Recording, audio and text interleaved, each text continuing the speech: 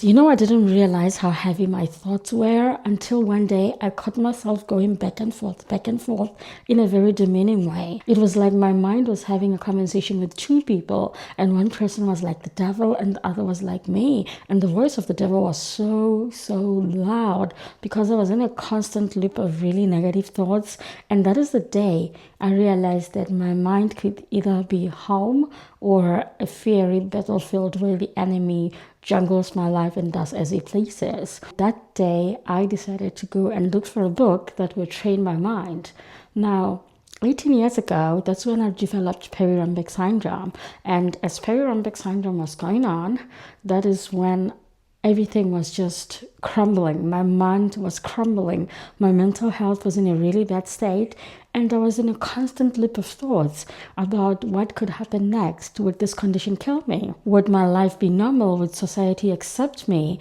And we all know what happens with people that have got a disability or a difference. The society is not always accepting to people like me. And that was one of my biggest worries. Now, I found refuge in reading. I was always reading different books, and there's this particular book called The Power of Positive Thinking. This is a book that I picked from the shelf, and this is a book that I read once every year. I love it that much. So this book is by Dr. Vincent. It talks about the power of positive thinking, and today, I want to share 10 lessons from that book. 10 lessons, and I'll tell you how they helped me. Personal stories of how I used those lessons in my life. So, Bestie, let's dive right in. The first lesson that I learned was that my mind believes what I tell it. So, I must speak life, meaning that if at any point I speak death, the mind believes in death. Now, let me tell you a little story of what happened.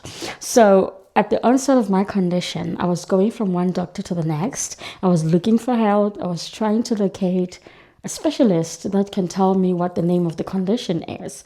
And because I couldn't find somebody who could tell me, I started wondering what would happen to my life. Would I die? How severe would this be? Would this affect my brain? Would this affect my performance at school? Would this affect my functionality? Would I become somebody non-functional? How would this change my life? I was in a constant loop of negative thoughts. Those questions I was asking, I was answering them in a very negative way. And guess what? My body listened to what I was telling my mind. So my mind listened to my words, and my thoughts became so mixed up. I went into like a space of depression. And one thing that happened, my body started responding negatively. I was in hospital for little infections. I was in hospital for flu, pneumonia, just different type of things that I had not had before.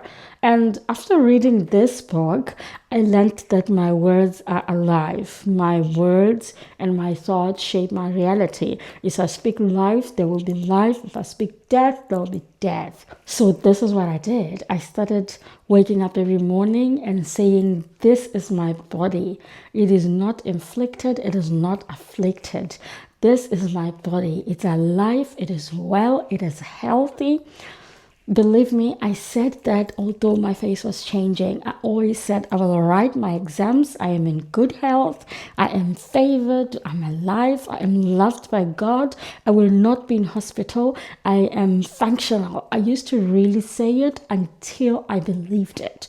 And guess what? I was never in hospital for any infection again. The only time I went to hospital was after 16 years when I went to hospital to get a diagnosis. Otherwise, I had been a fit baby because my mind listened to what I was telling it. I was telling my body that let there be health, and there was health. So the bottom line here is that your words are like instructions to your mind, and your mind will take instructions from your words, and your mind will tell your body what to do. And as time goes on, you will just see your words becoming reality. Dr. Vincent says your thoughts are instructions to your mind, and your words are certainly permission that let this happen. Basically, my thoughts told my life how to move and told my body how to react. And look at it, I just flipped the script from saying negative things to positive things. From my body going sick, my body was now well. And with that being said, let's dive on to the second lesson. Now, the second lesson here is that worry is a story you write,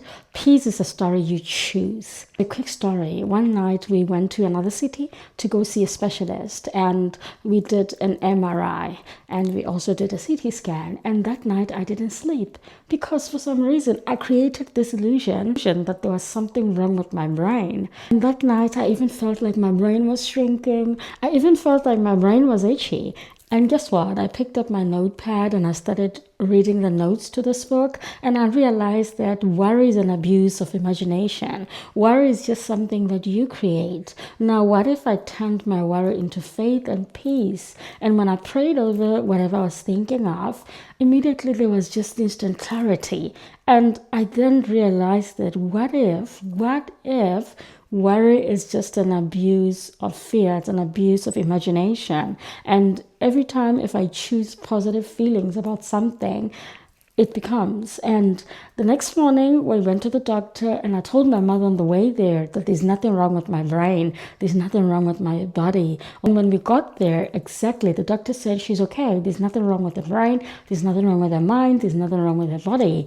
And at that time the doctor still couldn't tell me my diagnosis, but bottom line, there was clarity in my mind, and it was just okay, and I was just okay. And then I just accepted that although they don't have a solution for me at this point, my body is okay. I'm in a constant state of balance. And guess what? I was in a state of balance. So next time you find yourself overly worried about something you don't have control over, I'd just like you to turn that thought into faith. Believe that everything is okay, everything shall solve itself. If I cannot solve it, why worry? And I do not worry about things that I cannot solve. That's just me right now. So I always ask myself, what happens if I let these things in the hands of God? And immediately I feel a sense of peace because I cannot control everything around me. Therefore, I do not abuse my imagination with worry. So next time you're feeling overly worried, I want you to also ask yourself, what if everything goes well? Instead of asking yourself, what if all goes wrong? Ask yourself, what if all goes well? Now, the third lesson I took from this book is that faith is a muscle, it's not a miracle. Quick story. So when I first started content creation, I didn't have money, a system, a good camera, a frame, a script, or anything. Honestly, all I had was faith that somebody needed to hear my story, and that somebody would be encouraged to hear my story, and that my story would change somebody. And all I really had was just faith and hope. And like I've told you, I read this book once a year at the beginning of the year. So I went on to read this book again, and when I read this book, it reframed my level of faith, and things changed. So when I created my content, and the more I showed up, I didn't know what I was doing. Still don't know what I'm doing, but I just show up to talk to people, to encourage people, post my pictures, tell my story, and show people that there is life beyond the mirror. And the more I did that, my followers grew. I created a community, and I wouldn't trade anything for my community of besties that I created online. So I want to tell you that every time you find yourself taking a step without a plan, that's faith, and just do it, because tomorrow you'll understand why. And the basic take home is that faith is that muscle. It only grows when you use it. Like when you go to exercise, you cannot develop a muscle unless you're stretching the muscle, unless you're lifting up heavy weights. On to lesson number 4. Create a healthy environment because the mind imitates what it sees. Most of us will relate with this because the online world is so toxic. There's just a lot of negative things going around on Facebook, on YouTube, like negativity everywhere. And also the world applauds negativity. People that trend are people that are doing bad things. That's just how it is in the society. So when I read The Power of Positive Thinking, I learned that I needed to clean my environment because my mind will just adopt and even recreate those memories. And guess what? I started going online to unfollow, to unsubscribe, to block, to silence, to report Everything that I felt didn't belong in my page, and my For You page, that's mine. That's my sanctuary. And I encourage you to block, silence, and make sure that your environment is clean, because the more you see something, your mind believes it. That's what we said, right? So if you are feeding on negative content every day and you are seeing these negative people saying negative things, your mind is going to reframe all that and bring it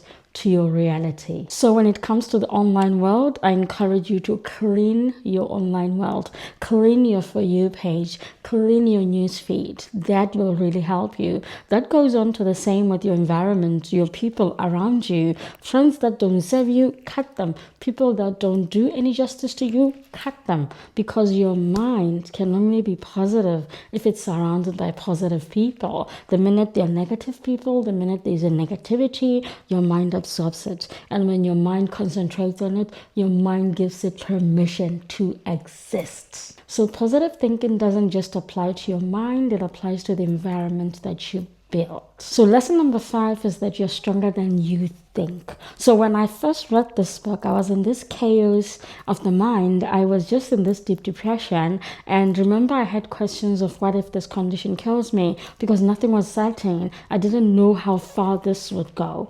But when I read this book, I started to count my wins one at a time. And the first win that I counted was that I was still going to school. I never stopped going to school. I made a conscious decision every single day to get out of bed, wash myself, look at this very face in the mirror, and take it to school. And I was still winning. I was still the first student. I was still getting my merit. I was still the best student. I was still doing so well. That made me look at myself and say, I'm very strong. So one thing you should take from this particular lesson is that your resilience is not a theory. Your resilience has been tried and tested. If you look at yourself, look at your life, look behind, you'll see some victories that were not easy. You'll see things you went through that could have killed you, but they didn't. Therefore, when you go tomorrow, you know that I'm strong. I am very strong, and I'm going to beat this, and I'm going to do this. So that's the attitude that I bring. I bring my past wins and I speak over them, over my future. And that gives me immense confidence to face my future. Lesson number 6 is that you have to let go of the need to understand everything, the need to find reasoning in everything. I used to choke my progress a lot because I wanted to know why things happen. Why did that person do this? Why is this happening? Why is my condition reacting this way? Why is my face reacting this way? And in this particular scenario, I think God wanted to train me. I never found a reason why my face turned out like this. I just know it's a condition called perirhombic syndrome, but no doctor in this whole world knows why it happens. They give different reasons. They still no specific answer as to why. I think that was God teaching me that understanding reasons was not a requirement for peace. You could still go out, have a peaceful life, have a lovely life without understanding why things happen. And sometimes when you want to understand actions that people take, reasons why people do certain things, you're just calling a depression for yourself. Like if people act a certain way, let them. Mel Robbins say if people take a decision, let them. And when people want to walk out of your life, let them be. You don't need to understand why certain things happen. And the minute you adopt this mentality, you are bound to have more peace because you let things happen. And in the power of positive thinking, I also learned that everything happens for a reason. There's no coincidence. Everything has to align with the time, with the space, with the participants, and everything happens at that certain time it should. And later on, reasons reveal themselves, don't they? So the lesson here is that you don't have to solve the puzzle for you to enjoy the picture. And lesson number 7 is that imagination can heal you or harm you. So this is what used to happen to me. I used to imagine the worst of what my condition could become. I'd be like, what if it kills me? What if I can't walk tomorrow? What if? And when you say things, you imagine them. When I say, what if I can't walk? It means I imagine myself in a wheelchair. And then when I read this book, Dr. Vincent says visualization can be used to create your tomorrow. It can be used to paint your tomorrow. Now, I used it to paint a brighter future. You won't believe me if I tell you that everything that has happened in my life, I crafted it, I dreamt it, I said it, I visualized it. And It's so interesting. People in my life will tell you this. I told them the type of husband I'd get married to. I told them that I would live in the United Kingdom. I told them everything I would do. And the most interesting part is that all of this manifests right in front of our eyes and right in front of their eyes. And this is evidence that whatever you think, you visualize. Whatever you say, you visualize. Therefore, you train your mind to paint pictures of what you are visualizing about. And let me tell you something. The mind doesn't understand if it's true or if it's an imagination, meaning that you are able to craft your whole entire future just in your mind. I mean, I did it, so it's very true. This time, I'm not telling you a theory. I'm telling you about something that I did. The lesson for you here is that the same imagination you use to doubt and you use to create fear can create hope and beautiful things. Meaning that when you find yourself thinking of bad things, just flip that and imagine it as good and you will get it. And it's not easy, but you do it every day, imagining your tomorrow